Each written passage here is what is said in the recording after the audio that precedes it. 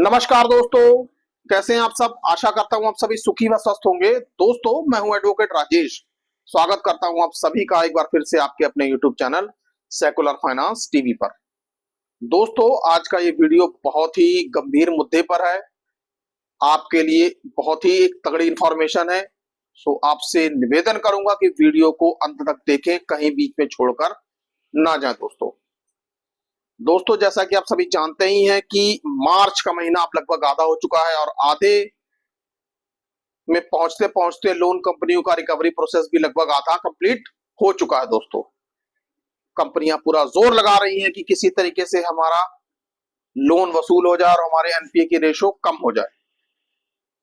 लेकिन दोस्तों, इन सबके बीच आपको एक चीज ये भी बता देनी बहुत जरूरी है कि मैंने आपसे कई बार कहा, मैंने ही नहीं बल्कि कई यूट्यूबर्स हैं जिन्होंने ये कहा होगा कि प्रायर लीगल नोटिस देना क्यों जरूरी है। प्रायर लीगल नोटिस देने की क्या इंपॉर्टेंस है, क्योंकि दोस्तों शुरू शुरू में शायद इसका पता नहीं चलता, लेकिन प्रायर लीगल नोटिस का आपको बाद में पता चलता है कि जब आपने प्रायर लीगल नोटिस दिया था तो कंपनी को आपने अपनी पूरी कहानी बता दी थी। हालांकि कंपनी ने चाहे उसके ऊपर आपको कुछ सोल्यूशन दिया हो या ना दिया हो, लेकिन आपका नोटिस कंपनी के रिकॉर्ड में दर्ज हो गया और कंपनी इससे बैकआउट नहीं कर सकती।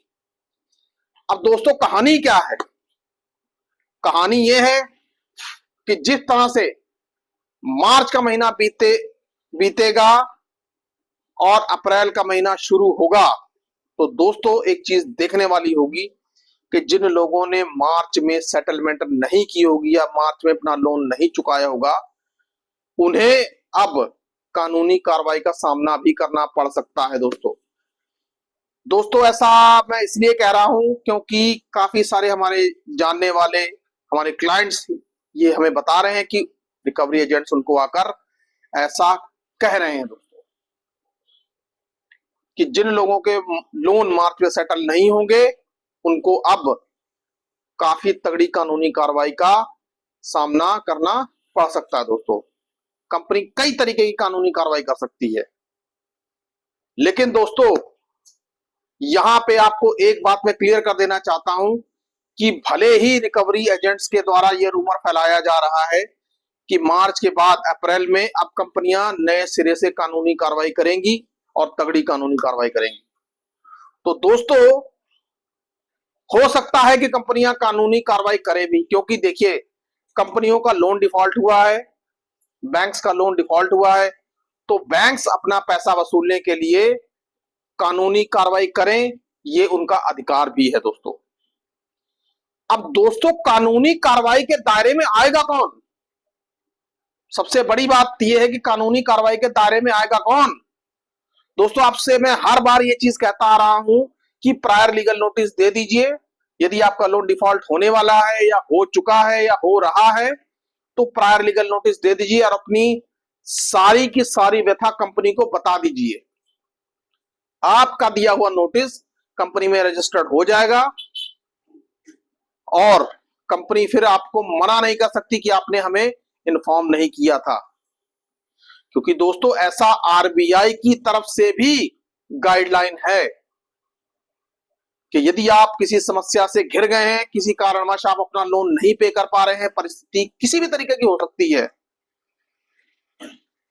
व्यक्तिगत कारण हो सकते हैं, जॉब लॉस हो सकता है, बिजनेस में लॉस हो सकता है, मेडिकल इश्यूज हो सकते हैं, यानी कुछ भी, लेकिन कारण वैलिड होना चाहिए। यदि आपके साथ इस तरीके के कोई कारण हैं, तो आप कंपनी को सूचना दे सकते हैं कि भाई मैं स्थिति में अभी नहीं हूं कि मैं आपका लोन पे कर सकूं। दोस्तों, इसी को हम शुद्ध भाषा में प्रायर लीगल नोटिस कहते हैं। अब दोस्तों, कार्रवाई से बचेगा कौन? कार्रवाई से वो लोग बचेंगे जिन्होंने पहले प्रायर लीगल नोटिस दे दिया होगा, क्योंकि आप अगर कंपनी को पहले से ही इन्फॉर्म कर चुके होंगे कि हाँ हमने प्रायर लीगल नोटिस दिया है, हमने कंपनी को सब कुछ बता दिया है, तो दोस्तों ऐसे लोगों के ऊपर कानूनी कार्रवाई की संभावना लगभग ना के बराबर रह जाएगी दोस्तों। यदि बैंक कानूनी कार्रवाई करने की कोशिश करेगा भी तो प्रायर लीगल नोटिस एक ऐसा नोटिस है कि जवाब में यदि आप कंपनी को या कोर्ट को बताएंगे कि भाई हमने इनको प्रायर लीगल नोटिस दिया था, उसके बावजूद भी इन्होंने हमारे पर कार्रवाई की है, तो दोस्तों यकीन मानिए बात आपकी सुनी जाएगी, लोन कंपनियों की नहीं। इसीलिए मैं दोस्तों बार बार यही आपसे सभी से कहता हूं कि लोन डिफॉल्ट हो रहा है, होने वाला है, हो चुका है, आप प्रायर लीगल नोटिस दे डालिए दोस्तों। लेकिन हम क्या करते हैं, आसपास के लोगों की बातें सुन लेते हैं, वो लोग हमें बता देते हैं कि अरे छोड़ यार, प्रायर लीगल नोटिस देने से क्या ही होगा। दोस्तों प्रायर लीगल नोटिस ना देने से क्या होगा, वो कई लोग देख भी चुके हैं कि क्या होता है, उन्हें किस किस तरीके के सम्मान आ रहे हैं, लेकिन तब तक देर हो चुकी होती है दोस्तों। दोस्तों अप्रैल में जब हम एंटर करेंगे तब पॉसिबिलिटी है कि कंपनियां अपना पैसा वसूलने के लिए जोर लगाएंगी और आपके ऊपर तरह तरह की कानूनी कार्रवाई करने की कोशिश करेंगी दोस्तों। क्योंकि अब जैसा कि देखने में आ रहा है कि अब कंपनियां बीएनएस की धारा 316 और 318 के तहत क्रिमिनल कंप्लेंट भी कोर्ट में डाल रही हैं। लेकिन दोस्तों सवाल वहीं पे आगे खड़ा होता है कि ऐसी कंप्लेंट केसेस से बचेगा कौन? ऐसे केसेस से सिर्फ वही लोग बचेंगे जिन्होंने पहले से प्रायर लीगल नोटिस दे रखा हुआ होगा, क्योंकि कंपनी के पास इस प्रायर लीगल नोटिस का कोई भी जवाब नहीं है। क्योंकि खुद आरबीआई का यह कहना है कि अपनी प्रॉब्लम आप कंपनीज को बताइए, और कंपनी को डायरेक्टिव्स भी मिले हुए हैं कि कंपनी को आपकी शिकायत का निवारण करना होगा। यदि कंपनी आपकी शिकायत का निवारण नहीं करती, आपकी दी हुई नोटिस पे कोई कार्रवाई नहीं करती, तो इसमें गलती आपकी नहीं है, इसमें गलती कंपनी की है।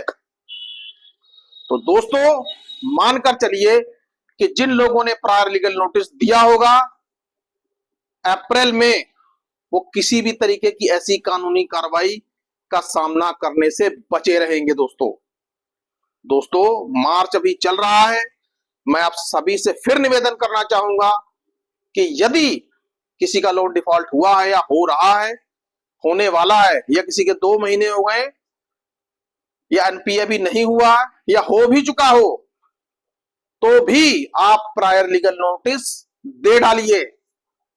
क्योंकि दोस्तों अप्रैल से लेके जून तक का जो क्वार्टर होगा, कंपनियां सिर्फ और सिर्फ जिन लोगों ने मार्च तक पैसा नहीं चुकाया उनके लिए नई मुसीबतें खड़ी कर सकती हैं ये लोन कंपनियां। दोस्तों प्रायर लीगल नोटिस जरूर दीजिए, और अप्रैल में शायद कंपनियां ऐसा कुछ यदि करने की सोच भी रही होंगी तो आप उस चीज से बचे रहेंगे दोस्तों आई होप आपको मेरी बात समझ में आ गई होगी। और दोस्तों मैं आपसे विनम्र निवेदन करूंगा, कृपया इस वीडियो को ज्यादा से ज्यादा शेयर करें, ज्यादा से ज्यादा फैलाएं, ताकि लोगों को प्रायर लीगल नोटिस की इंपॉर्टेंस का पता चल सके और लोग अपना बचाव जल्दी से जल्दी कर सकें दोस्तों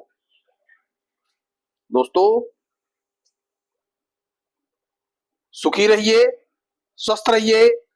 जय हिंद, जय भारत।